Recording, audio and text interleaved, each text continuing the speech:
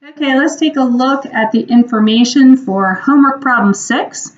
We have a 180-pound male and a 110-pound female figure skating team pair that are moving across the ice together at 25 feet per second. The male skater is going to toss the female skater forward with a speed of 28 feet per second. And we want to know what the velocity, magnitude, and direction relative to the female skater that the male skater is going after the throw. So I'm going to put that on another piece of paper here so I have a lot of space. I'm going to go ahead and draw my conditions here. I'm going to have a before and an after. And remember, you don't have to draw these, but they can be helpful to kind of think about what's going on in this problem. Before, I've got both of the skaters together. So they're kind of joined here, A and B, I'm just going to call them. My male skater has the weight of 180 pounds, and my female skater is 110 pounds. And they're moving together across the ice at this velocity of 25 feet per second. And the question is that velocity A or velocity B? Well, it's velocity A and velocity B, right? They're moving together, so it's VA, and it's also equal to VB. So we could just call that kind of V initial is that 25 feet per second. In our after condition, they've become separated. He's tossed her forward, and she has a velocity now of 28 feet per second. So she's going a little bit faster now, 28 feet per second. They still maintain the same weights.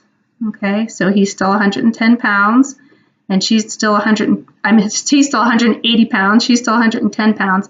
And the question we want to figure out is what is his velocity now that he's tossed her forward. Okay, so he's going to have some after velocity for VA.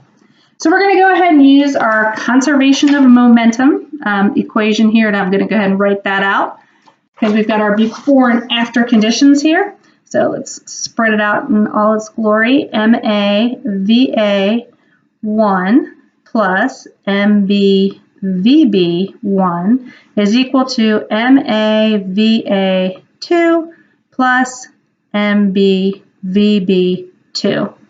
Now you can see here that VA and VB are equal to each other. So if you wanted to, when you use this equation, you could just add MA and MB and then multiply that sum with the velocity. But I'm just going to go ahead and write it all out. You can write it all out too. That will get you the same answer. So let's start with the MA is 180 pounds, and that's multiplied by the 25 feet per second. And then we have her weight, 110 pounds, and her velocity, which is also 25 feet per second.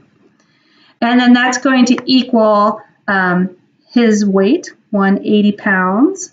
But some velocity, we don't know what he's got after here. We'll call that VA2. And then we do know what her velocity is. She's the 110 pounds times this 28 feet per second. Oh, almost stayed on the camera. That's a nice long equation there. Okay, there we go. We can see it all. And now I'm going to add up multiply everything I can first to kind of simplify it. So I'm take the 180 and multiply by the 25, and I get 4,500. And I'll just leave the units as they are, pound feet per second, because we'll see they're going to cancel out here. 110 times 25, you can do that too, 110 times 25. And that's going to give us 2750 pound-foot per second. And then we have the 180 pounds. We'll leave that as it is there, and VA2. And then 110 times 28 on this side, so a little bit bigger. And that's 3,080 pound-foot per second.